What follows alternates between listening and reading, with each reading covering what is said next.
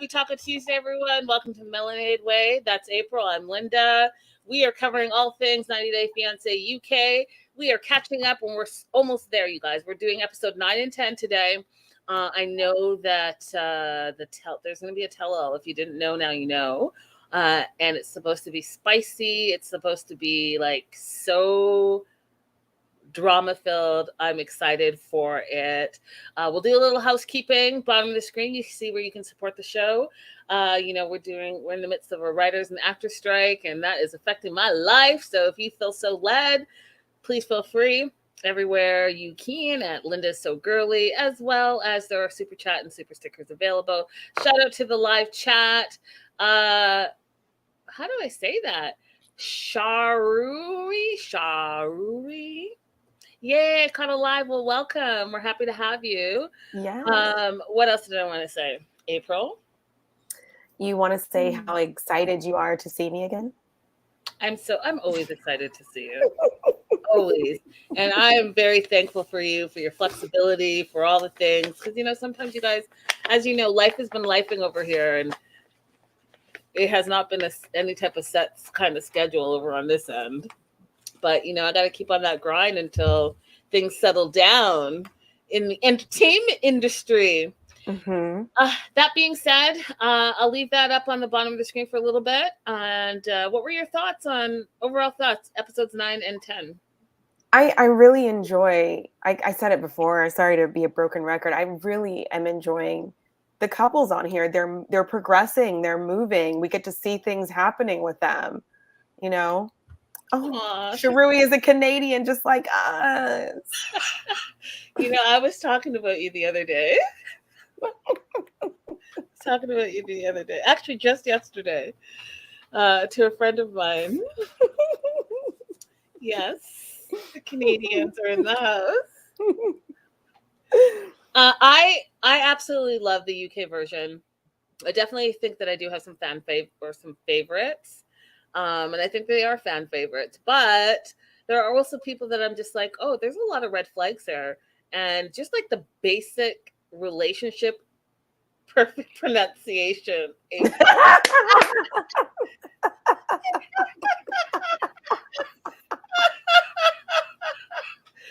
Oh my goodness. Oh, thanks, Becca. Thank you. I'm feeling a little rock starish today. So I'm loving it, and I think just like how we talked about Match Me Abroad, it is refreshing to just really see couples that are like trying to make it through life stuff, Mm-hmm. All right, let's jump into it. Jose and Louise and Jesse, because I just love her son. Overall thoughts on their segment. I'm still kind of like not understanding what is happening. Can I just tell you all, the math is not mathing for me, and I'm just having a hard time with this whole situation, but we'll try to work through it. So he failed the English test, and which is like an A1 test that we learned about last week through April, that there is an English requirement to get your visa in the UK. And we find out that he not just failed, he failed miserably. I have never in all my life and all the schooling that I've had, never have gotten 20% on the test. I haven't either. 20%? 20%. So he needs a 60% to pass. So that's where they are. They're stressing out about that, right? Because he's really got to work on his English. Now, she's all stressed out about it. So she's going to meet with her friend Ange. And when she meets with her friend Ange, April, this is where I'm like, I don't understand the time frame. So there's a couple of things I want to ask you. So he's on a tourist visa. I thought the tourist visa was for 60 days. That was my impression too. So the time period does not make sense. I think we're right. Okay. Because if you guys, and like, hear me out. So if the tourist visa is for 60 days, she went over to Colombia for 10 days, got married, right? Allegedly had never met him before in real life. They just spent, 18 hours on the phone. They spend 10 days together. And then immediately, like a day or two later, they both leave to go to the UK. Am I correct in saying that, April? That's what I thought that So that's what they then, showed us. so then, even if he was there for 60 days, how is she 23 weeks pregnant? Because that's what she says to her friend Ange. Yeah, I definitely need some questions asked about this at the tell-all. If it's going to make sense. If they just want to leave it a mystery, that's fine. But if they want it to make sense to us, there's a lot of questions that need to be asked. I mean, are there still not 4 weeks in a month? Because I mean, so much is changing in life. We're just doing whatever we want to do nowadays. That maybe I'm mistaken, but 23 weeks pregnant, 10 days in Colombia, another 60 days in the UK. Like, I mean, I guess Their situation is curious to me because I would also want to understand. She keeps on saying that he has to leave and then apply for the spousal visa. And I have not been able to understand why they can't apply for the spousal visa now because they are already married. which I don't understand. And I was going to ask you because Rebecca and Christian have the fiance visa, right? So he gets to be there for 6 months. But if they got married in Colombia, why could they not file for the spousal visa before they left? I'm very confused about why. Maybe there might be some reason. Maybe she didn't have the money to do it at that time. But I don't understand it because we're looking at Mercy and Mike getting ready to have their legal wedding, and then they're going to do the spousal visa if they make it that far. Yeah. So I'm very confused on why Jose is in this situation. There might be something in his background that we simply don't know about. Well, and we do know that she said that they got denied the visa twice, right? The fiance visa twice. That's why she had to go there and get married originally in the first place.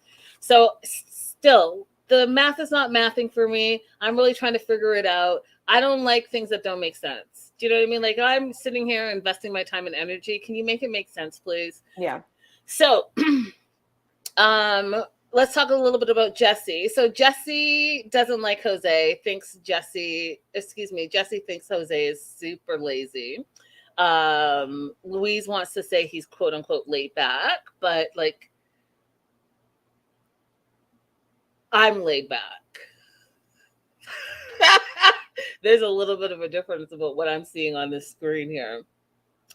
And Jesse doesn't really believe in the relationship, doesn't like him, doesn't think it's going to work out, thinks it's like all just like a little bit of a big mess. And, you know, I feel like he might not be wrong. They are moving really, really quickly. And again, you know, wouldn't it be a plot twist if it wasn't his baby, April? I mean, if the math is not mathing, all of a sudden you're 23 weeks pregnant. Like, come on now. If she was going to manufacture someone to be the father of her child, why would she choose him? Well, I mean, I have a lot of questions about their entire relationship, but I mean, I'm with Jesse. And Jesse actually is being very nice from my perspective. Yeah. He could be a lot more hostile about somebody additional being in the home. Yeah. Where he's the only person working. Yeah. Exactly. And that's another question. If we're going to talk about the tell-all, what is it exactly? Because we know that Jose thinks like he's a performer, international superstar, like Usman, aka Soldier Boy. And then Louise, like, what I know you said that she does some modeling or something. Lingerie modeling for plus size women. Okay, but like, what else does she do? That is the only thing that I gathered from her Instagram that she does. If there's something else that she does, it is not there because I specifically went and looked after we talked about it. But I've been watching this UK show called Council House. Have you ever seen it? Mm-mm. So it's like you can go to a council for whatever they don't call it parish, like they have another word for neighborhood. Yeah. And you can basically be like, I'm homeless and I want to apply for a council house. And they may or may not, depending on your circumstances, put you in a nice apartment or a nice house for like 19 pounds a month. Oh. Anyway, so like I'm watching the show and I'm like, it's not our business, our socioeconomic status, but I'm like, is she in a council house? Maybe. I mean, we don't know. There are a lot of questions about this couple that just don't know. Anyway, so they're having a barbecue in the back. And I just thought it was interesting that Jesse, the child, who's, he's not a child, but he's the one that's doing all the work. All of it. Barbecuing, he's serving the family. Jose's not doing anything. And, goes to his understanding. I would think that Jose is 100% lazy. How can he sit there as a grown man and just let Jesse do all the cooking? Yeah. All the barbecuing. Yep. Like even in your, if you're going to be a chauvinist kind of guy that you don't have to do any of the cooking, barbecuing is still in the man field. Right? Yeah. I mean, like, yeah. That's what I was trying me. to say. What exactly is it that you're doing? Like, what are you bringing to the table, Jose? Because you clearly are not doing anything. And I would think that could be a bonding moment for them where they're like, broing it up with the grill. But no, this fool is just sitting there chilling. This would piss me off so bad. Listen, it all pissed me off. If either one of my parents had done that to me, brought somebody around like that, we would fight every single day. There's no way I would be able to just maintain my composure. I mean, my oldest sister brought someone home one time that she was dating, and I made hamburger helper. I was in high school. And when I came back to get my seconds, he'd eaten the rest of it, and I yelled at him. I don't get it. We're cool now. We're cool now. Hey, Uncle Mike, but... But I couldn't believe it. I can't believe it. So he's sitting there doing nothing, just eating, stuffing his face. And the part that made me laugh the most, April, is the fact that Jesse and his mom were having a full-on conversation about Jose in front of his face. Exactly. In front of his face, how he's lazy, he doesn't do anything, all the things. And I just laughing because I was like, it's clear to me that he's not understanding anything that you're saying. And then the fact that she thinks that he understands her, because the son will say something to the mom and the mom will be like, hey, Jose, he's talking to you. Well, right. Yeah, he's talking to you, but he's talking at you because you don't know. Like, you can talk slower, you can break it down, but he's still not understanding. It's not. She just kept going, it's serious, eh? Important. Serious. You know it, right? Right. So like the whole, how she talks to him as if he's the only one that understands her. Like, you're not translating anything. Your son is speaking perfect English and you're just saying the exact same thing as you look at him in his face and he's just looking at you.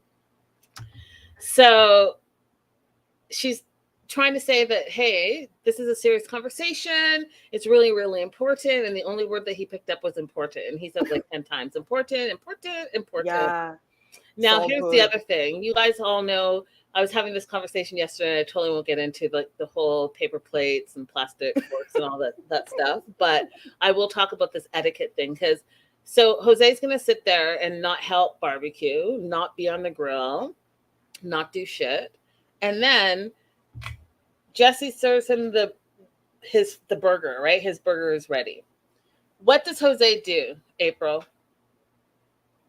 Did he immediately bite it? I don't remember. He immediately starts eating. Yeah. No one else's plate is served. No one else's food is ready. He doesn't wait for them. He doesn't, so that you can all eat together. This fool just cooked for you, grilled for you. You can't wait till everyone can eat together as a family.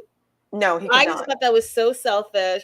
I was like, there is no etiquette. He has clearly had no home training, and that wouldn't go down in my family at all.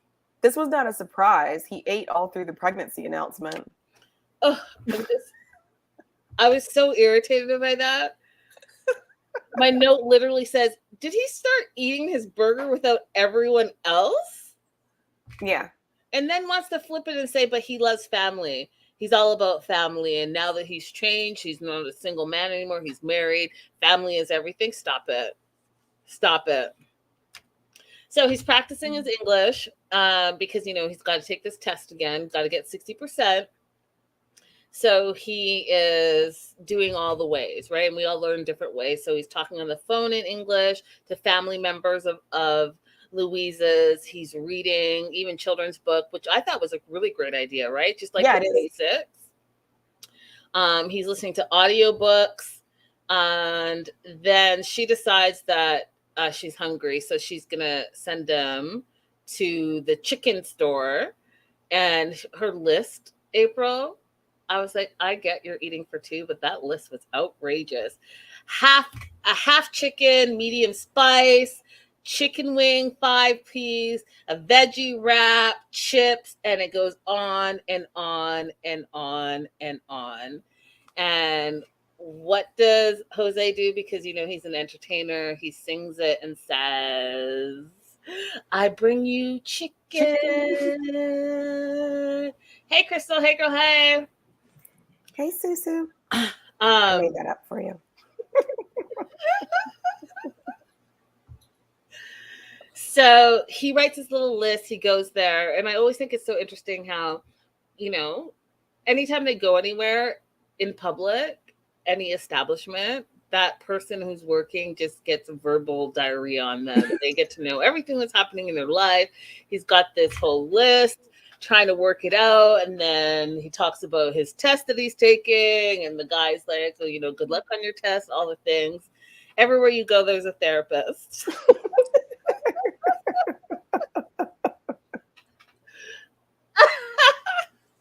All right, so it's test day.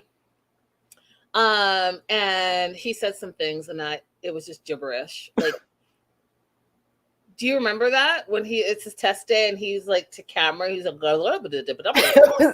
yeah, I didn't understand any of what he was saying. I didn't get the gist of what he was going for there. And I thought, did you not just take your English test? Like, I don't know. What is happening right now? It made me wonder, because I'm obsessed with that show that I just told you about, Council House. Crystal's probably seen it, Council House. Like, the people that come on there, whenever they don't get the house they want, they start railing against immigrants. And I'm like, I wonder when they watch this show if they're like Jose is a perfect example. I was like, what are you even saying? And you know what's crazy to me is that clearly the producers didn't care, because normally they like you could just do like subtitles on the bottom, or you could just like say, what did you say? Like, no one cares. He's just talking to talk. They just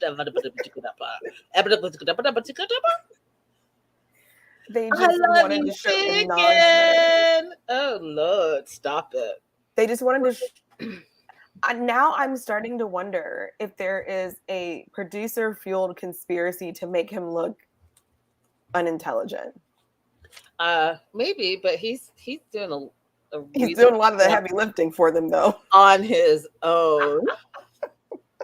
So he doesn't know he's passed, which is like BS, because he did know, right? So he pretended. So he comes home to Louise and was like, all sad. I don't know. And they look together. He's passed.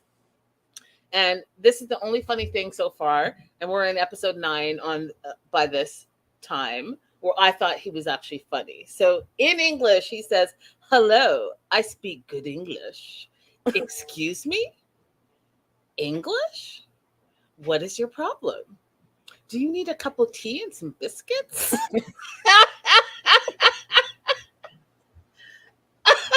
I don't know why, but I thought that was hilarious. I thought a lot of the things he was saying was funny. The like basic sentences that you learned in English are so different because they're British. So like the tea and crumpet sentence really cracked me up because it's a part of their like basic English. Yeah. So Jose has to go back to Colombia, but like we talked about a little bit earlier, we all don't really understand why he has to go back to start the visa process. And then I was going to ask you, why, when they got married, did they not, before they left, apply for the spousal visa? I do not know. And literally the only thing I could guess was that she didn't have the money to do it then. But I don't see any other reason why they would not have applied for it before, or they wouldn't just do what Mercy is doing and apply for it after he arrived.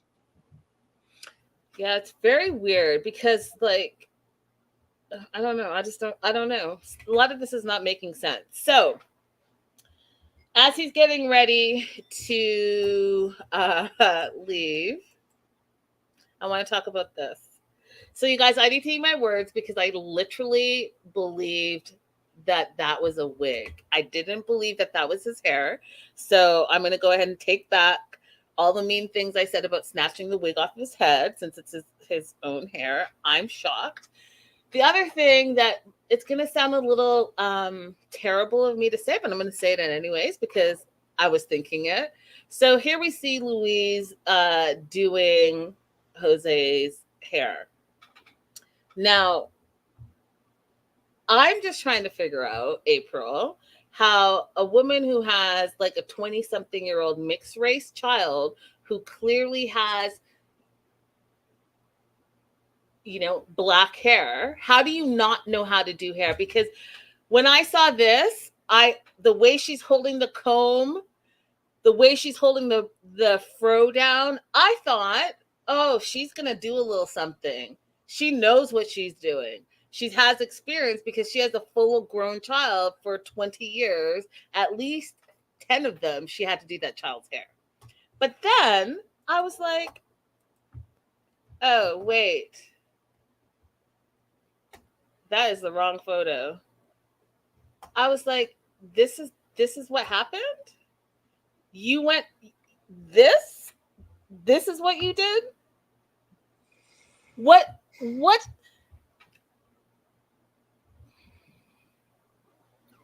I'm just trying to figure out what's happening here.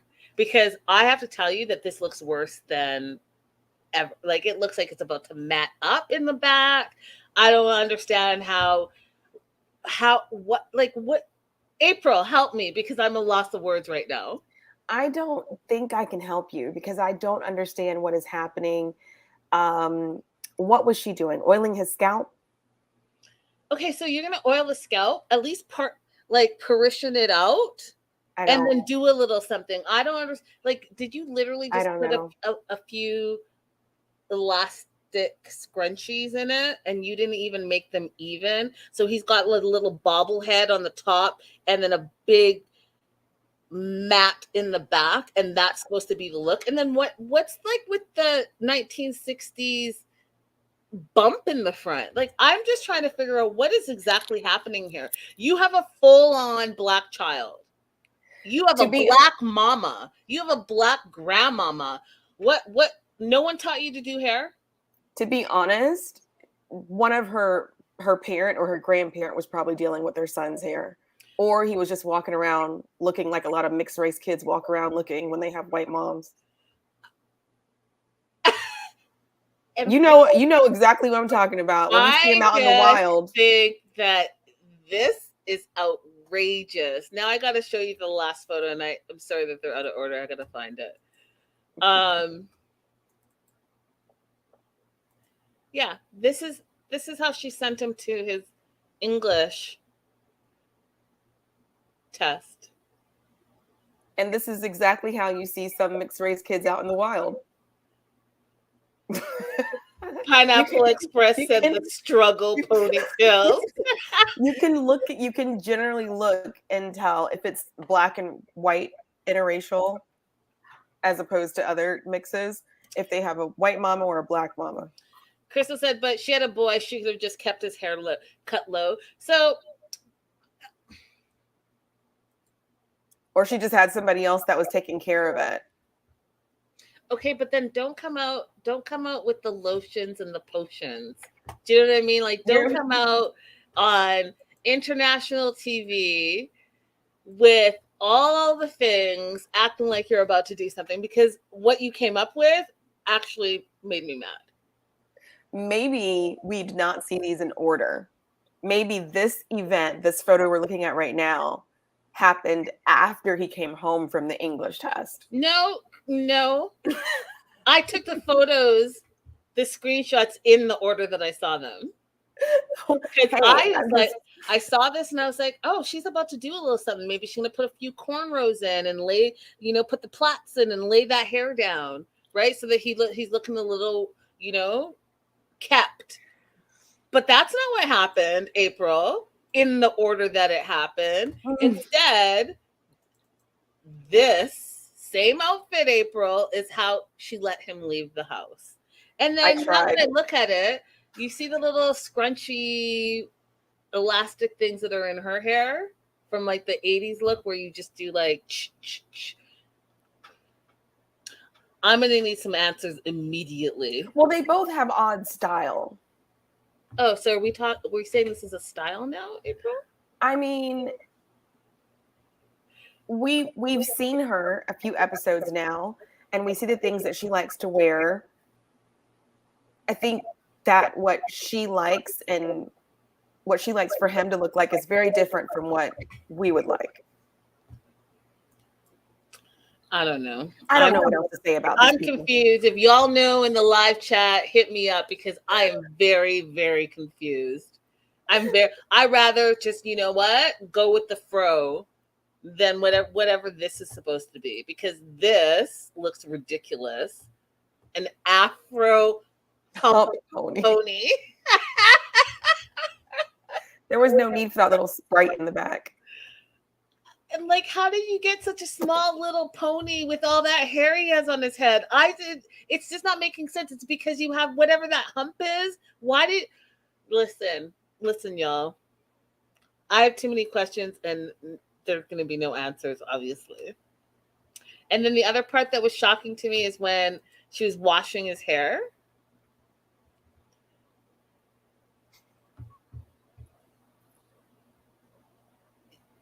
Do you want to say something, April?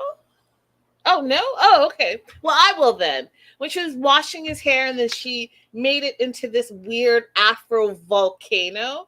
Y'all, I'm just going to tell you this as a Black woman with Afro hair, that is not how you wash Afro hair, okay?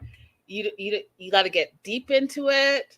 There's going to be some sectioning going on. You got to get deep into the scalp or it gets all dry. You don't just like slightly just put a little shampoo and, sorry, not sorry. It's not white hair. So it's not just going to be like, woo, all of a sudden it's all shampooed up. Let me just make a volcano and boom, it's clean. What's happening? And then I don't even wash my hair all together anymore. It's sectioned first.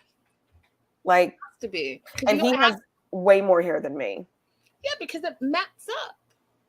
You can, and if you want to really get your scalp clean, which is the purpose, you're washing your scalp, not your actual hair. Then washing it like a tornado is not gonna get you there. But they're about to have a baby, and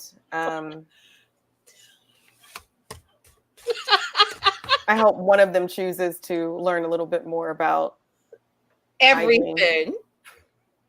Everything. I need you to learn all the things, because what's going to happen is Jesse, who's the only person that seems to have a little sense in this little family, is going to end up raising that kid, and it's not his kid. So you two need to, I don't know, do some things. Go on YouTube. Watch some YouTube videos. Figure that shit out immediately. How embarrassing. But he's not going to. He's not. I just don't see him suddenly changing his behavior and being helpful to the baby. That's so sweet. Hi, Renee. That's so nice. Thank you. Sue says, I can see it now. Jose won't be helping with the baby. He's just going to sit there and do nothing. Have you ever met someone who was lazy before a baby came and then suddenly they got involved and helpful after the baby? I've never seen that scenario occur. Never, ever. So he's packing to leave, going back to Colombia, and she takes him to the airport. They say their goodbyes, and boom, he is off to home again. All right, we're moving on because that's really literally all that happened in 2 episodes with them. I I want to say this off the top, okay? I love to support women and I love to support Black women. And so it's going to hurt my heart for all the things I'm going to say about Tion. So I just want to say that off the bat because I think she's terrible. And I'm trying to blame it on the fact that she's only 21 and those 20 somethings right now, like, what are they, Gen Z? Is that the name we're going with for the 20-year-old? No, whatever it is, like, y'all. I'm trying to blame it on that because I don't know what else to say that makes her so terrible. And she's terrible, you guys. She's like terrible. I will find something nice to say about her, and then I will join you in the terrible parade. Okay, what's the nice thing you're going to say? I think the nice thing to say about her is that at 20-something, she's a young 20. Thank you too, to be flair.etsy.com. Thank you. My nice thing to say about Tion is at that age, I was not as willing to say what I like and what I didn't like. And so the nice thing I'll say about her is that she is very vocal about what she likes and she doesn't like. And that's great for a young woman to have at this day and age. Now, let's move on with the terrible party.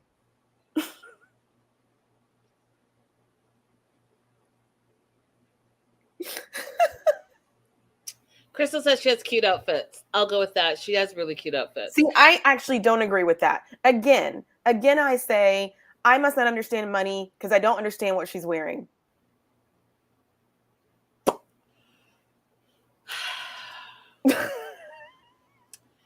Linda, maybe production is asking her to play the villain. I mean, I think she's horrible, but I don't know. Maybe she's playing it very well. She would get definitely an Emmy or an Oscar, some type of performance award for this because she's playing it very well, the villain.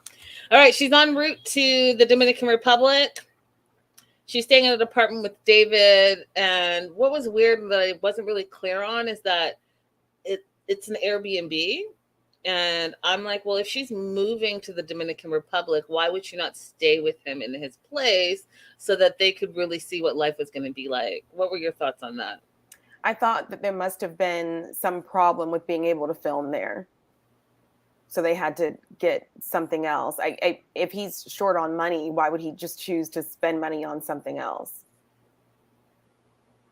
Right? So it had to be like there have to be some I'm assuming, I don't know, television production, there have to be some requirements where they tell you, for you to be on the show, for us to film in your location, you have to be able to have provide X, Y, and Z, right? Yeah, you're probably right. Tion tells us like a million times that she loves to shop, so let's just get that out of the way. She loves to shop. And she's looking forward to going to paradise, and David is excited for her to arrive, but he's a little worried because it's going to be different than what she's used to, which is it's like more of a rural, isolated area. And so he's worried, like, will she like it? Because she's really high maintenance. And when I say she's really high maintenance, and I still don't understand why. Like, what is it she's bringing to the table? Is she independently wealthy? Does she come from old money? Like, I need to know why she thinks that she's all that and everything should be high class. Like, what? They didn't ever give us a genesis of where the money was coming from. Mom just said that she went to school in like Chanel shoes or something like that. They didn't really tell us where the money was coming from, and we didn't see it. We didn't see like a big lavish house or anything. I'm confused about the source of her being rich, and same. having rich tendencies, because I just don't see it on her body. I don't see it in her hairstyle. I don't see it in her earrings. I don't understand. Same, girl, same. Okay, so She flies to the Dominican Republic, and you guys, however you feel about all the things, Dominican Republic is paradise. Okay, it's a beautiful. Doesn't matter where you go, it's beautiful. And so I just want to throw that out there because I got so sick of all the things with her that I was just like, I really think that she's misportraying a lot of the stuff. So she arrives at the airport. David didn't meet her at the airport because he doesn't have a vehicle.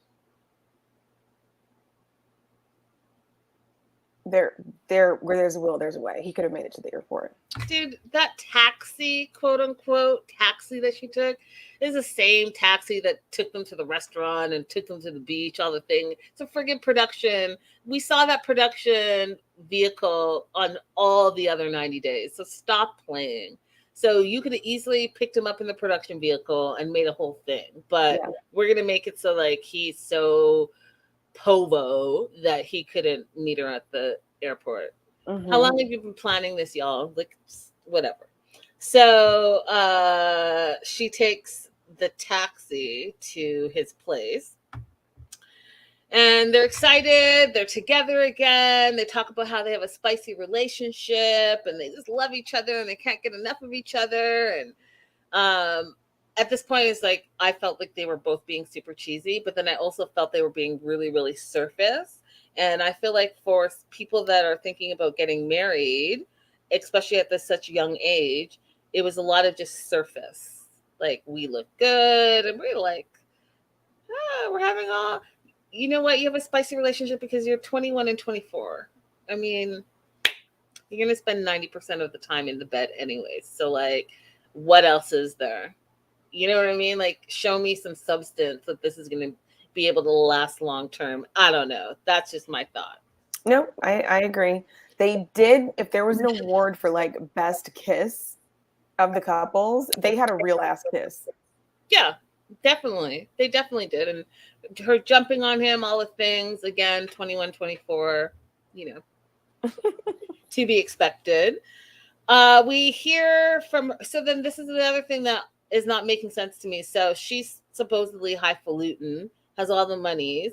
She says that she's lucky that she can work remotely. Well, what is it exactly that you do? Because I could have sworn you said that you work in retail. That is what she said. She said she worked in retail. So what remote job does she have now? That's what I'm trying to say. Is it possible that Jose has hair that isn't really black, but just curly? And no, Mona. Babes, we saw the naps. Yeah, Mona, no. But I love the question, but no. He's got afro hair. Afro hair. And just for the record, he is a black man. He's Afro Latino, but his race is black. Okay. So she says that right away she has high expectations. 4C for sure.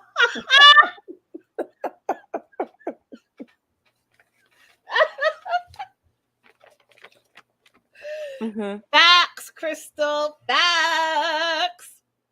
Okay, so she gets there. She hasn't even been there for 10 minutes, y'all. And she is already talking about what her high expectations are, what she likes and doesn't like. And she doesn't like people who pick their nose, which is like super random as far as I'm concerned.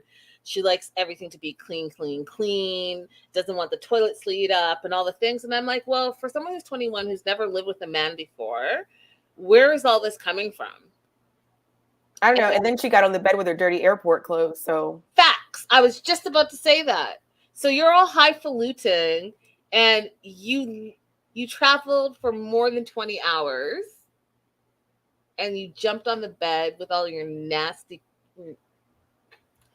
We've talked about this before.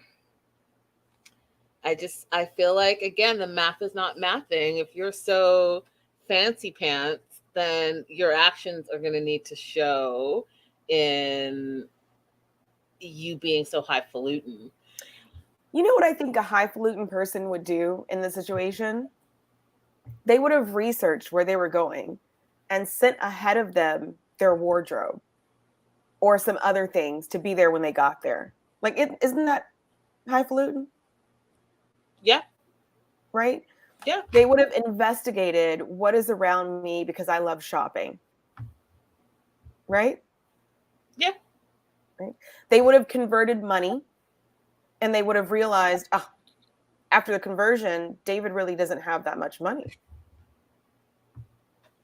That, and I mean, plan a day trip. If you're so like, I need to shop all day, every day, research where there's somewhere that you can shop, plan a day trip for your soon to be fiance, and make that happen for yourself. Right? Because that's what you do when you're back in the UK. Yeah, the luggage on the bed thing, gross. Absolutely. 100% agree with you. So I don't know. I feel like she's just so shallow. Like, I'm having a hard time with all of it. So they're getting ready. Is this when they're getting ready to go out? Yeah. So they're getting ready to go out. They're sharing the mirror in the bathroom, and both just like looking at it themselves, and it just felt very like a very shallow moment to me. And she's like, "You're hogging the mirror," and you know, I'm a princess, so I need to look gorgeous. I need to take my time. And then he's like, "Hurry up," and she's like, "Talk to me with respect." Well, how about you respect the fact that he planned a romantic date? He told you what time it was going to be, and you're just doing whatever you want because you're being selfish. And what is the whatever you want? Let me just hate train for a second. If I'm spending tons of time in the mirror, when I turn around, you are going to see a flawless face, babe. I'm going to be beat to the gods. What is she doing? I'm trying to figure it out, April. All my freckles will be gone. Oh, they're not freckles, they're moles. All my moles will be gone. 20, 25 minutes. What does she need to be in the mirror for? I'm just confused about everything. Same. So, for the second time, she tells us that she loves shopping. So he's planned this whole romantic evening in the Dominican Republic. He's going to take her out to dinner. She says she's looking out the car window, and all she sees is rural, and she's not liking it, and it looks like there's nothing around, and she's not impressed with what she's seeing. He explains to her that Sosa, am I saying that right? Susa? I'm not really sure how to pronounce it. Is not safe at night. And what does she flip that to mean? She's saying it's not safe at all. So she can't leave the apartment ever. No, he didn't say that. If you had your listening ears on, he said that there is, some crime in the area. Just like any other city, there are areas where you probably don't want to hang out as a female by yourself walking down the street. That's what he was saying to her. That's exactly what he was saying. Because I looked it up later on, and it's not like a super dangerous area. But for somebody who is oblivious like she is, he probably knows she's no situational awareness. She doesn't need to be out at night. Not just that. I mean, even April, you travel a lot. Same thing. Go to Africa. My mom's going to tell you, go do your thing. But A, you're considered a tourist. B, you're considered a foreigner, even though, my family's from there. There are certain places at night that, you know what? People are going to want to take advantage because that's what it is. Mm-hmm. So to be aware, be hyper vigilant, know what you're doing and your surroundings, all the things. That's what he was saying. And she turned it into this, I can't even ever leave the house. No, that's not what he said. I agreed that she took that way too far. It's the same. I'm sure it's the same in London. It's the same here in DC. Yeah. So then, okay, so picture this, you guys. Picture this. Sicily. Picture this. Sicily, 1968. Okay, so picture this. Dominican Republic, 2022. You're on a beautiful beach. You've got this wonderful, amazing view. The sun is setting. It's all just gorgeous. Taking that in, looking at your environment, enjoying the moment, walking hand in hand on the beachfront. No, this girl is like complain. She's like, "Where are you taking me? Where is this? What is happening?" I was like, um, are you seeing what I'm seeing? Because even though it was like a small clip and they were just walking to the restaurant, it was so beautiful. Gorgeous. So they get to the restaurant, and obviously the restaurant is beautiful, you guys. It's right on the beach. They've got like the cabanas, the whole 9 yards. And she has decided that she loves it. She thinks it's a beautiful place, and she wants to be able to eat out like this every single night. And then I thought about how unrealistic that is. I was like, even if you're uber rich people are not eating out every single night. They might order food in or whatever, but they're not eating out at fancy restaurants every single night. So then when he's like, "Oh, we could probably do this once or twice a month, I have to budget. It's not cheap." And she's like, "Well, not every day."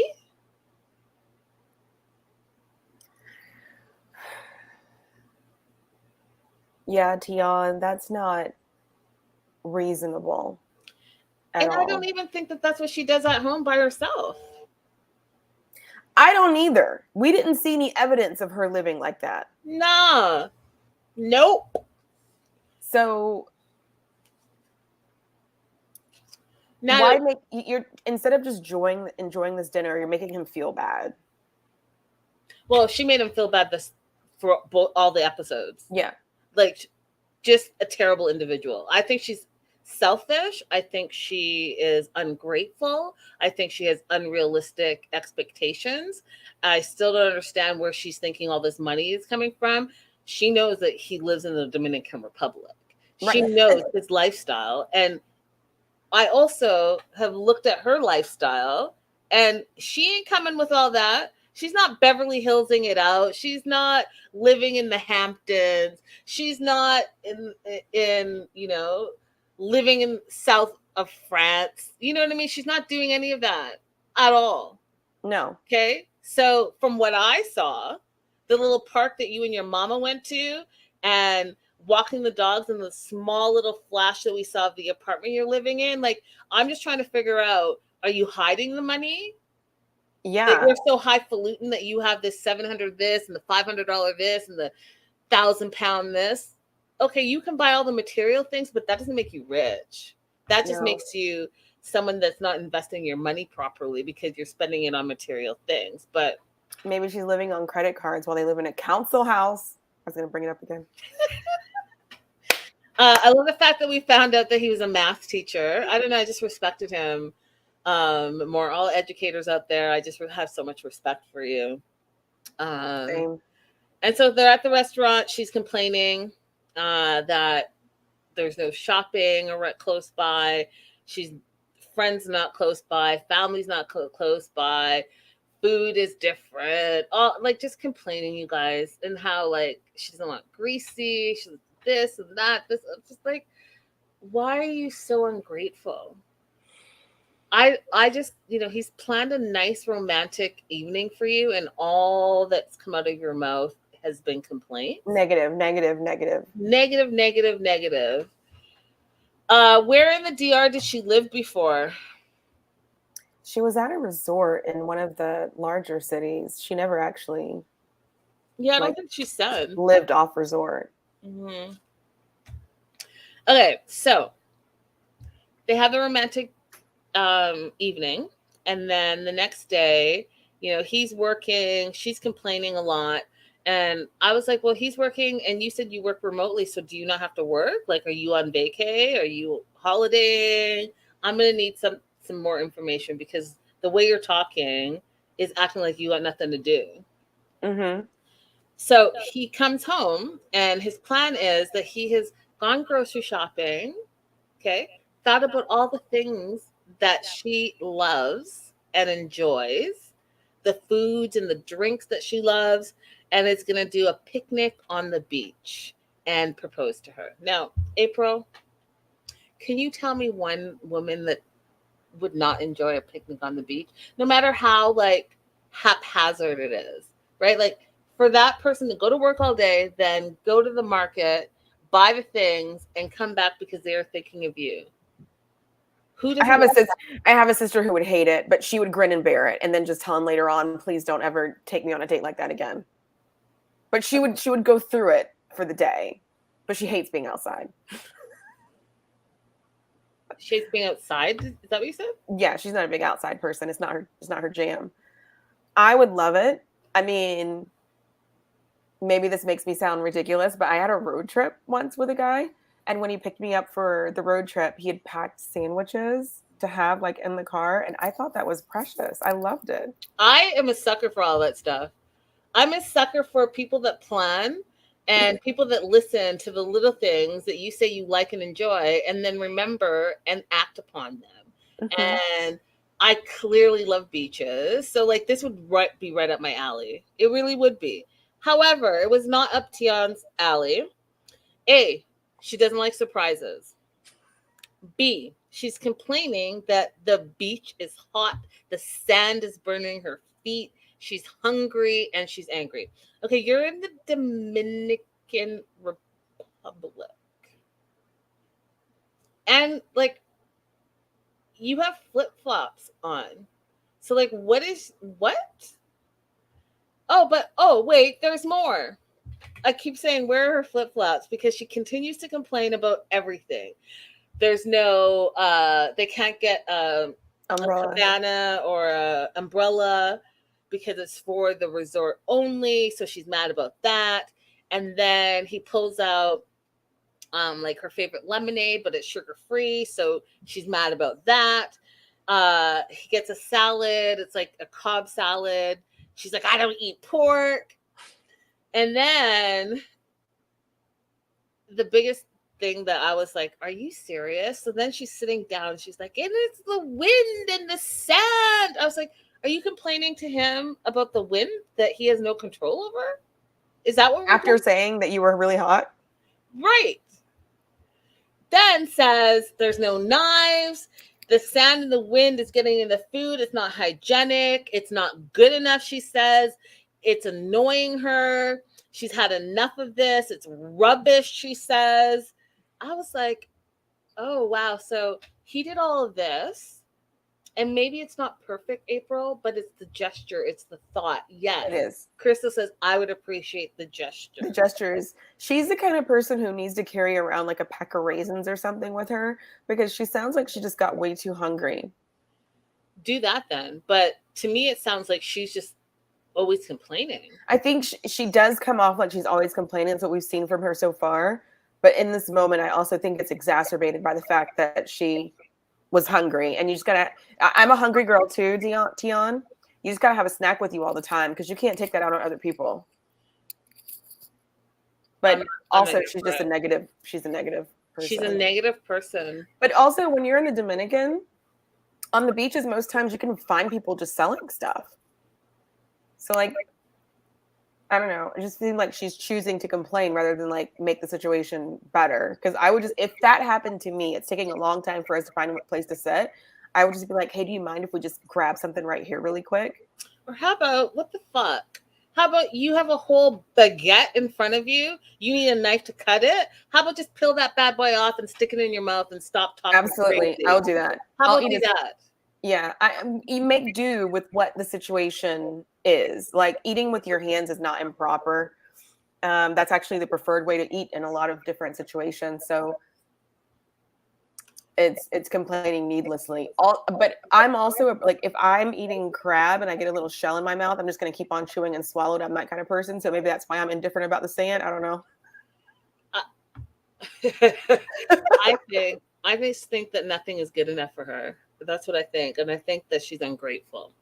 Because here's what happens, you guys. She's had enough, she says. It's rubbish. She wants to go. So he entertains her. And not only does he entertain her, he takes her to a restaurant, you guys. And then, guess what? Oh, she's complaining that the food is taking too long. That the food at the restaurant isn't that good. It's not like the UK. Now, Crystal can attest to this. I can attest to this. April can attest to this. Listen, y'all, I love the UK. Love London. Love it, love it, love it, love it. You're not going to hear a foodie be like, oh, the UK is known for great food. Absolutely not.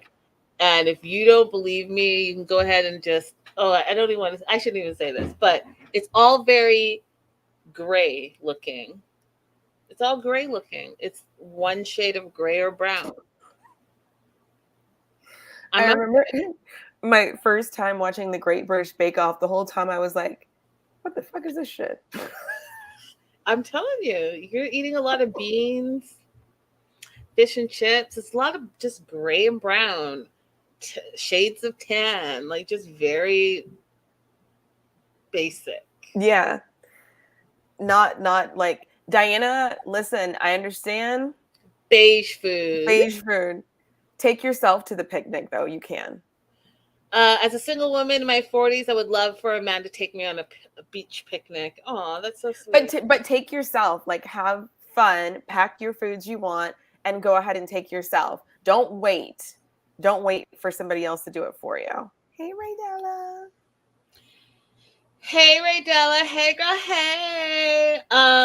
So she sucks, in my opinion. She complains too much. She's a negative Betty. I'm not here for it. And so here David has tried to take her on a romantic date at a fancy restaurant, planned a picnic. She didn't like that. Took her to another restaurant. She didn't like that. And now, because he knows that she likes shopping, decides that, hey, I'm going to try to take her shopping. And she's complaining about that. She hates the shopping. She thinks the clothes are ugly. She thinks the stores are awful. And he literally said to her, why are you still mean? I gave you food. It's just terrible. And her expectations are unreasonable. And her attitude in the face of not getting exactly what she would see in the UK is her reaction is unreasonable. There are very few redeeming things that could possibly turn this around. Yeah, so he didn't propose, you guys, because he's like, bump that. This lady is awful. She's complaining. He literally shuts down because he's like, I've done all these things. I'm going above and beyond. And he probably planned, you guys, he's a teacher. You know, teachers don't make that much. And right. He saved his money so that he literally said that so he can impress her because he knows that she's trying to be highfalutin. And here she is being so ungrateful, and then has the audacity to turn around and ask him what his problem is because she's fine. Well, I'm still in a good mood. What's your problem now that I've, torn apart every single nice thing that you've tried to do for me this entire evening? Right. Not saying a single word, not showing you any kind of affection or appreciation whatsoever. None of that. But I'm good. I'm good. What's your problem? Not a kiss, not a thank you, not a hug, not a tap, nada. April. Her name was April. I'll never forget it. I think she's, I think she's worse than April. No, you don't have any feelings? I don't think they're in the same league. I didn't think April was terrible. I think Tiana's terrible. Tiana's absolutely terrible. April is dealing with some issues that she could work on, but Tiana is terrible. What we've seen from her so far, I guess we should say, is terrible. Oh, you think she's gonna flip it and all of a sudden have some gratitude and be kind and nice and not a negative Betty? Maybe there's some outtakes or some background that we did not see. Let's leave a little bit of room for that, a little bit of room for it. But everything that we've seen has been horrible. And I'm not really rooting for her. I would want somebody else to be partners with him because at least he's trying to put his best foot forward. Yeah, and he seems quite lovely, to be honest. You think about how many gentlemen do you know that are pay attention, they plan, they're trying all the things that you say you love, they're trying to do, and all on a budget. I think she is not the right one for him. I don't at think she's all. the right one for him. I don't think she's the right person to live in a place like the Dominican Republic. If you're going to choose to live there, you have to make some adjustments about what you want in life. Yeah. You don't go there if you want to maintain your life as a materialistic person. That's the kind of place where you go if you want to release yourself from capitalism. At least that's how I think of it. I want to release myself from these strappings like you know who I'm thinking about? Evelyn? No. Help me. Johan's wife, Yeah. Libby. Oh, no, I've forgotten. Someone in the live chat will know. Crystal will know. But yeah, like her whole thing was she was tired of living like the rat race of New York. Yeah. So she's moving to Dominican to be by the beach and have like a slower paced life and focus more on her mental health. And that's what I think of to go to the Dominican Republic, not Danielle. Yes. What did I say, Libby? It's not a kind of place that you go to because you want to be shopping and be materialistic. Per her IG, she's lived in Santo Domingo, maybe studying abroad. Maybe. She's acting like she's never been there before, you guys, though. I mean, even in Santo Domingo, she's not going to find no giant shopping malls.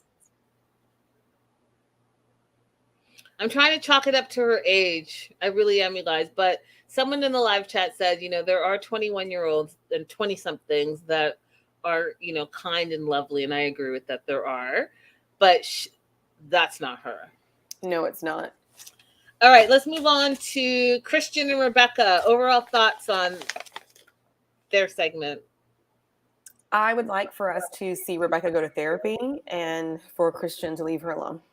Same. Exactly what April just said. And the fact that this girl is blaming all the things on herself made me very sad. And I was like, they have a crazy trauma bond, and she is bonding her trauma from previous relationship, marriage, onto an exact same replica of something that didn't work out for her. And yet she's taking the responsibility. And the simple fact that they went from 0 to 100, where they don't know each other, they were not getting along, he was not accepting all the things, to getting engaged blew my mind. So let's talk about it. So they go to lunch, talk about his behavior when she was performing the night before. He was super rude, red flags all across the board, calling her cashola, and saying that it was just awkward for him, and how he goes out with his friends and puts money in women's bras. And she's like, well, it's okay for you and your friends to go, but it's not okay for me to be actually the talent and make the money. Like, make that make sense. He's like, well, I didn't know that you made money by dancing for guys. I was like, what did he think she did? I feel like that's exactly what she said she did. What does belly dancing mean to you?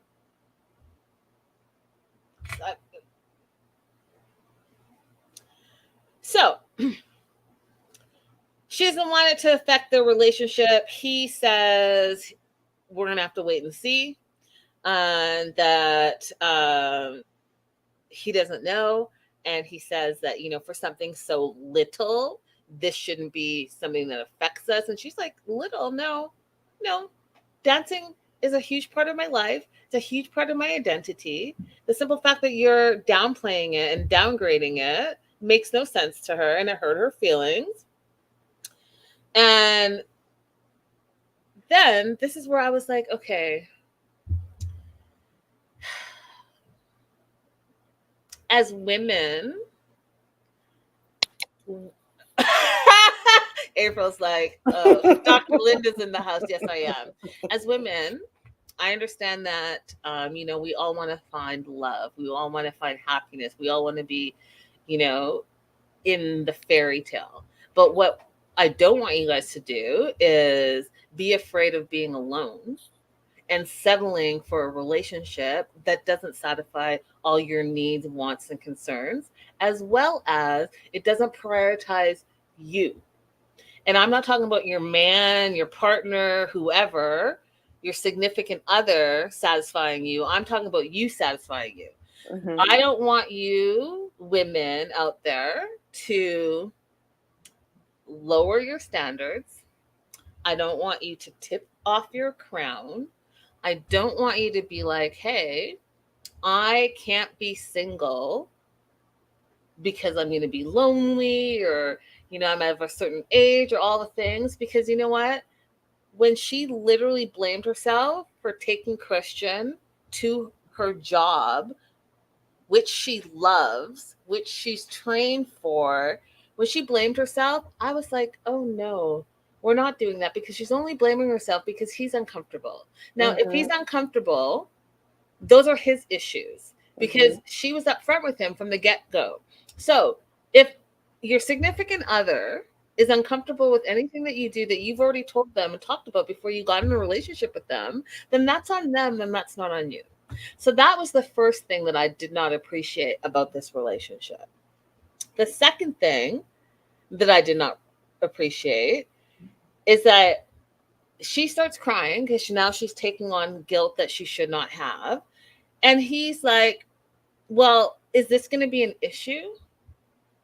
Is what's going to be issue? The job that paid for the visa that got you over here, the job that's paying for the bills and the lights and the food that's going in your belly, the job that is taking care of all the things, because you're not working for the 60 days that you're here on this spousal visa. So explain to me exactly what's going to be the issue. I felt like he was basically saying, are you going to quit? Oh yeah, he's trying to emotionally manipulate her. Yeah. And I didn't like it. I didn't like it either. I would want for her to be comfortable. I want for everyone to be comfortable with the idea of being single until you meet someone who actually improves your life, not somebody who complicates your life. And you get to decide what that improvement is. But I hate the fact that I'm in my 40s too. Diana, she's in her 40s. I'm just starting to see more and more of my friends settle with men who are not improving their lives. And I'm not saying like they have to be paying for something or, whatever. But like, if you're not helping me emotionally, if you're not helping my physical life improve, if you're not having my financial, like if you're not improving my life in some way, but you're just creating problems, I don't really see what the benefit is. I think that if I have a partner and I get sick, I should know, okay, I have someone who's going to be able to take care of me. I should know that you could do that. And if I can't rely on you for that, then what's the point of me having you as a partner? I should know that if I get laid off of my job and I'm out of work for a month or two, that you can hold things down. If you can't, what's the point of me having a husband? Like, and if something happens to her, what can he do for her? He can't support her. He's not even encouraging emotionally or mentally. Jose is not either. We'll get to the other couples, but like your partner should be improving your life. Diana says, yes, exactly, April. Yeah. And it's really sad. I mean, like, I'll shut up about it in 1 second, but it's really frustrating because I feel like my friends that I see getting into these kind of marriages, they're not only complicating their own life, they're complicating our relationship. How do I maintain a good girlfriend relationship with you in that situation? I don't want to hear about all the horrible things that he did or said or how he's not helping you. Why is that part of my job now? I hear you. I agree. Okay, I'm just done venting. No, I think that these are important conversations that we have to have.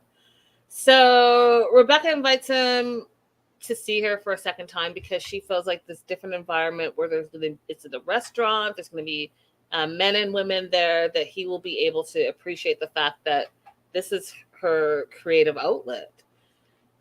He's not going. She's like, I really want you to be there. He's like, no, that's my final decision. No, I will. And he says, I will never go and see you perform again. And I thought, if that's not another red flag, I don't know what is. It really is, because if you choose to date someone who's in performance arts, you should be the first one there to support them, right? 100%. 100%. Until they cheat, because they win. I'm just. Oh, whoa, whoa, whoa. Oh, okay. You know, that old stereotype about actors and musicians.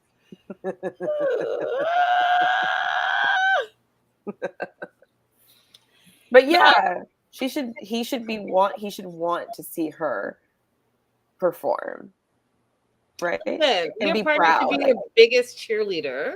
If you go perform and there's not one person there, your partner should be there cheering you on, saying, "Babe, you're doing a great job." Yeah. And if that person is like, "No, I'm not ever going to go watch you," then you need to think about they don't really care about you because they don't care about your interests. No. I mean, whatever you do, the person you date should be interested. I've had guys ask me, like, can I go to court with you? No, you can't. It's private, but it's still cool that you asked. It won't stop at this job, Crystal says. It's showing he won't support your passions, period. That part. Exactly. So she's been in a situation before and she recognizes it. And you guys, I always tell you, you need to listen to your gut. Your gut is protecting you. Your gut is saying red flag, red flag, red flag. Your gut is what you need to be listening to. And for the simple fact that she recognizes that she's been here, done that, and they even did a whole slideshow of her ex and all the things and how terrible he was to her, and he left her and he made her stop dancing, all the things. And then she wants to tell us that Christian reminds her exactly, they're very similar. So she sees it, but she's not acting. She sees the connection, but she's not acting on it. Yeah. And then it goes on and says, she doesn't understand because, like I said, her dancing is paying for all his stuff, the visa, all the things. And yet she realizes that this is a big red flag, but she's going to ignore it anyways. No, friend. That doesn't make sense. No. Becca says it comes off like he's going to pressure her to quit dancing. Exactly. Crystal says my exes could probably deliver babies, no issues there. Because they asked you so many questions about the process, like they showed interest in your work. Yeah. That's how it should be. So she's all torn up. She's really upset. She doesn't know what to do. So she's going to go ahead and meet her cousin Holly, who seems to be a straight shooter. Rebecca says how frustrated she is with Christian. And her cousin's basically like, yeah, you don't want to go there again. You're saying all the things that I've heard before. I've seen you go through it before. This ain't it. And then they talk about how her first husband stopped her from dancing and how it's all a mess. So again, the red flags are flagging, but you're making excuses for what? Like, I'm trying to understand, like, she's a beautiful girl. She's got her thing going on. She's been there, done that, and then some. And, talked about being unlucky in love and all the things. So then why not take some time to heal from that and figure out how you're not going to repeat the mistakes of your past? I have an answer for this. So I grew up very religious. And so my decision to get married had to do with like religion. But when my friends started getting married older who did not grow up religious, I didn't understand like what was the pressure. Why are they choosing to get married to people who are not great partners? And somebody had to say to me, like, there is still a societal pressure for women to get married, even outside of religion. I had not even really thought about that before.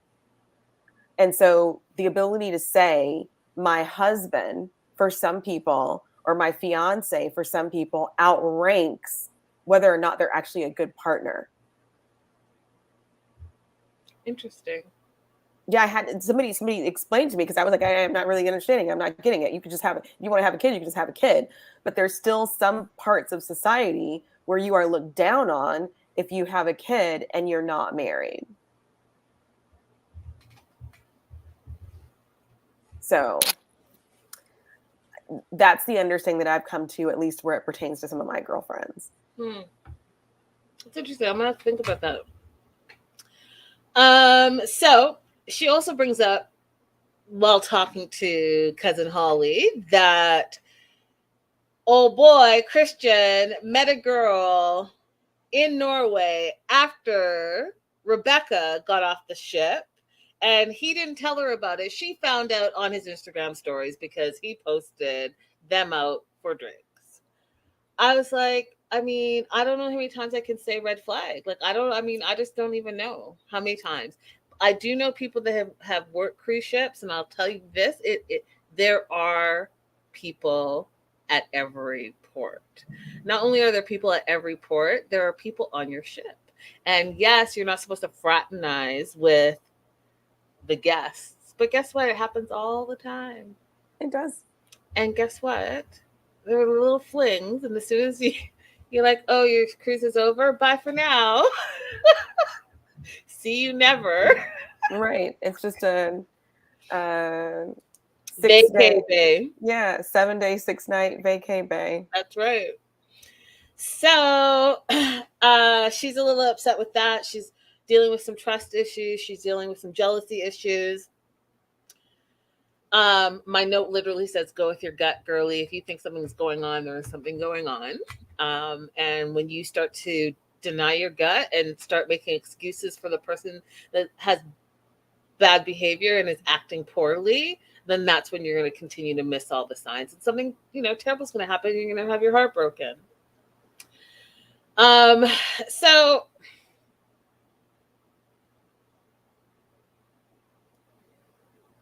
we flash forward to him working out. He's at the gym. And he talked about how, people who say that they work out to be healthy are liars. He works out to look good. And then I flash back to, remember, April, the very first episode that we met him? He talked about how he's a good looking guy and he gets all the women and he can't believe he's going to be settling down, all the things he's going to have to see. And the devil and angel thing he said, but he's still going to listen to the devil side of him. Remember all of that? Yeah, he let us know who he was right off the bat. Right off the bat. Let's not forget that. Okay. So and the simple fact that he said that, someone else talked about this, but hard to have a great standard of living in Argentina. He talked about that and how he wants to have a better way of life. And that's one of the reasons he wants to move to the UK. He literally said that. Yeah. Hence, oh, you're going to marry someone that you don't know. And you guys are fighting right off the bat. Yeah. I don't know. In this case, I normally don't say this because I think it's okay to pursue two things at once. But in this case, I don't really think he's with Rebecca for the relationship. I think that it's just an opportunity for him to establish himself somewhere else. 100%. 100%. In a lot of these cases, I think the person actually, they like the person that they're with and they want a relationship and they also want that opportunity. In his case, I don't even think he likes her. Agreed. So she confronts him about the girl in Norway. And it's a big, disgusting, hot mess. He's like, you need to trust me. What am I to you, a caveman? And then, I just referred to all the things he said about not settling down. And basically, he's going to always be a cheater. He said that in the first episode that we met him. So when you're asking the rhetorical question, because I really do think it's rhetorical, if you think I'm a caveman, well, no, but she doesn't trust you because you literally just said, don't trust me. I just, you did everything that you could do to make somebody not trust you. Right. So, red flag is my note again. And then, you guys, I don't appreciate emotional manipulation. I don't appreciate it one bit. And it was glaring in this little argument that they were having because she confronted him. And I personally don't think that he was telling her the truth, because when she was like, oh, so my own eyes are lying to me. I saw the alerts on your phone from this girl. And then he wanted to say, well, you must have then gone into my phone and deleted them because I haven't seen them. And then took it a step further, you guys, and flipped it back to her belly dancing. At least I don't dance for money.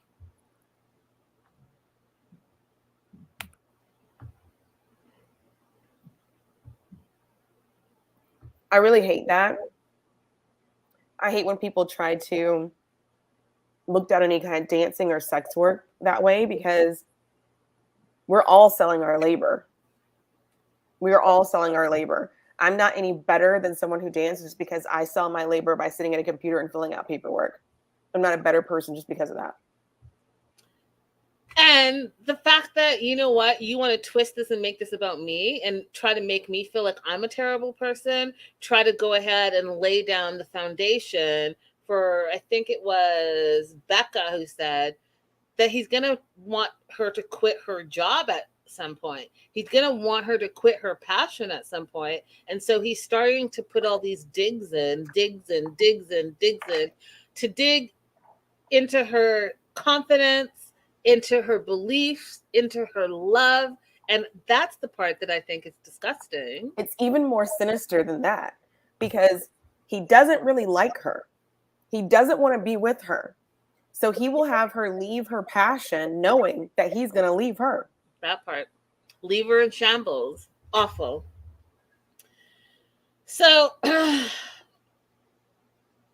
been a few weeks. Okay.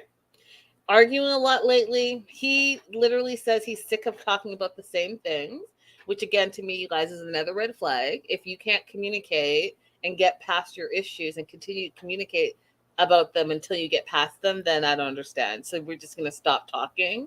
We're going to stop communicating and act like the issues is going to magically disappear by itself. So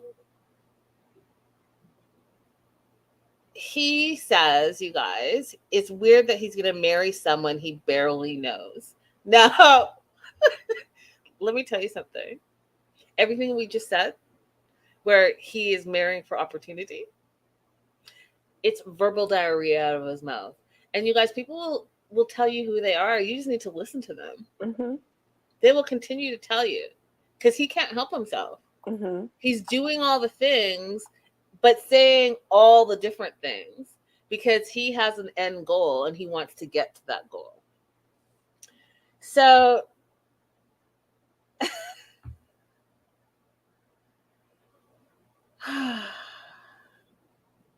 they go on a date night. She thinks she's the problem. And my note literally says, what? Right? Because again, now she's internalizing all the doubts that he has started to create in her life. Right? Plus, she's bringing past trauma of her previous relationship forward in this relationship because guess what? This dude is exactly like her other dude. So she is mixing the situation. But she wasn't at fault in the other situation either, but it's making her feel that way. That's right. That's right. So they go on a date night to talk about their issues. And I don't know what happened. Like, it was a complete 180. All of a sudden, they're great communicators. They realize that they need to continue to communicate and trust each other. And how he's like, I will never stop you from belly dancing because I know it makes you happy. And, you know, I'm going to work on trusting you with that and coming to see you.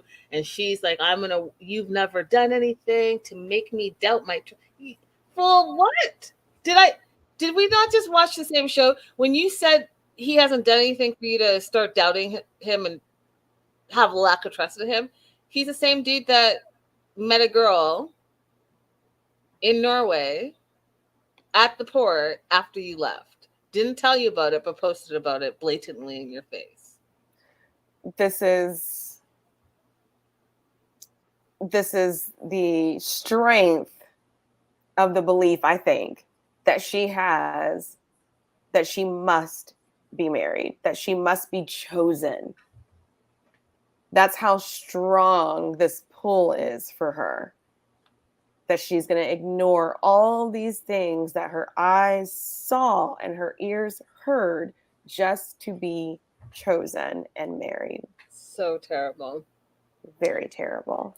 Have a bowling night. He's terrible at it. She's great at it. 39.74. He loses. And then he's like, oh, I hate bowling now.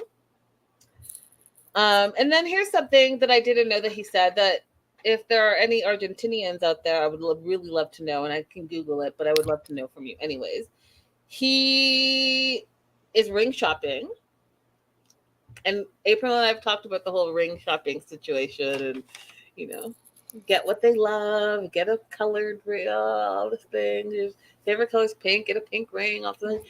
We talked about that. That is absolutely not how I feel. But I don't know how we went from A to Z, but we're at Z now. So he's ring shopping, and then he says it's not a common thing in Argentina.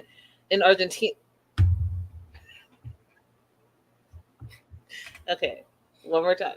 He says it's not a common thing in Argentina to get engaged and propose, and so I want to know, what do y'all do?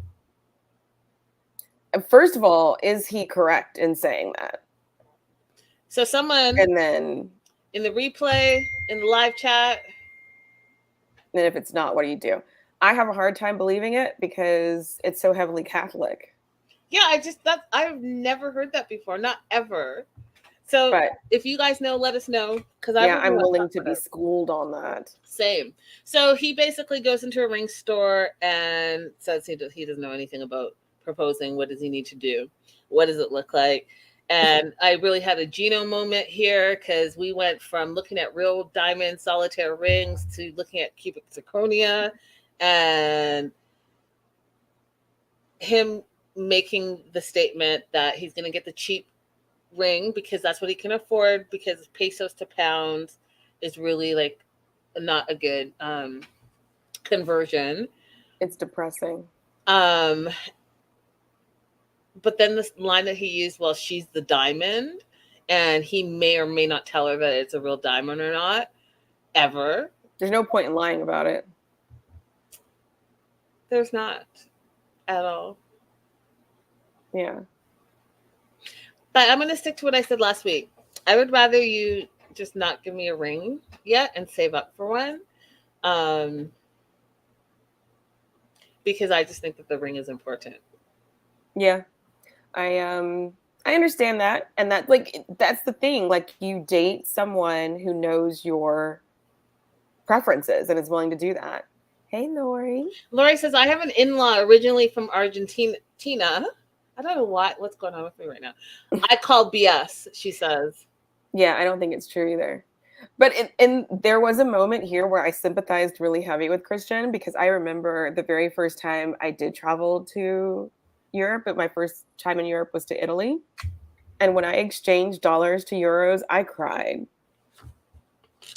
So like I felt so sympathetic when he talked about exchanging his pesos. Like, at this point,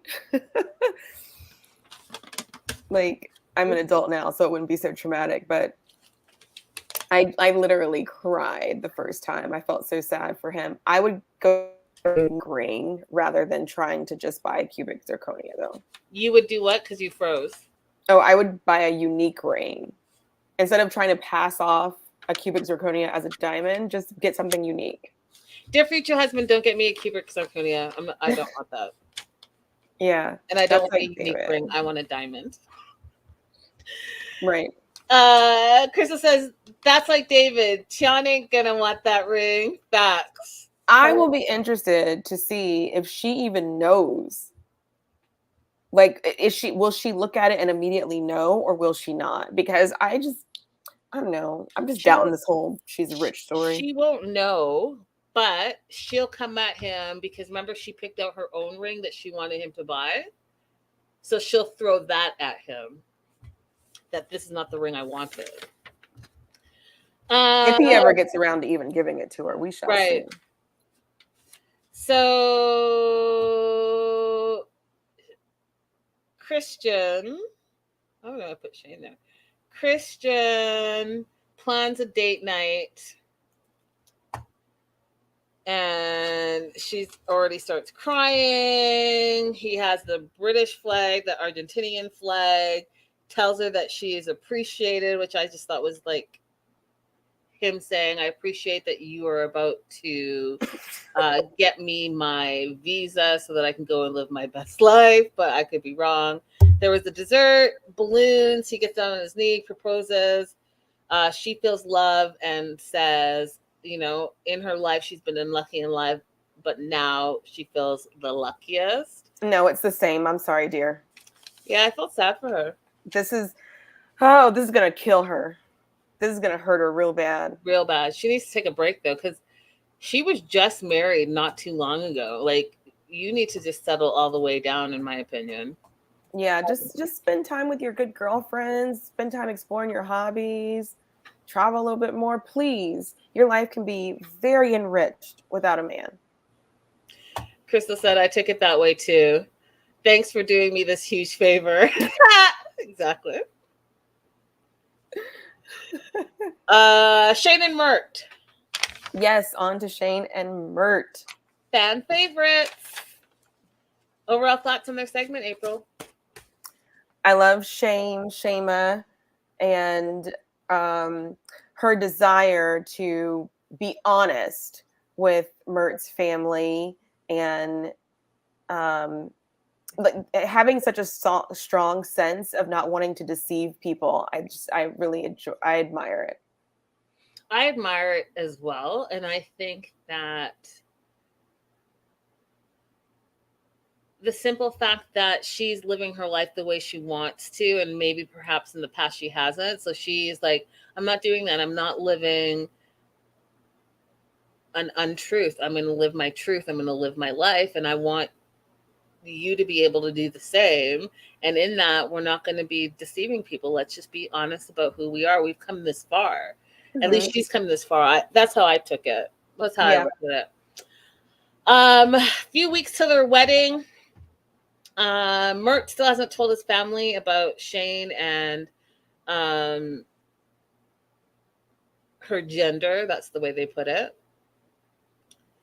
And here's where, and April and I talk about this all the time. Like, you guys, you're setting your family up for failure and for discourse and for anger and fear and lack of understanding and all the things. So all the things that you don't want to happen, you're setting them up for that when the family's given you the blessing already. You already said that you're getting married. You've introduced the person to your family, and yet you have this big thing that you've held back that didn't need to be held back. Like, I just don't understand. Like, why are we not telling people things and then expecting them to be okay when we just flash it on them?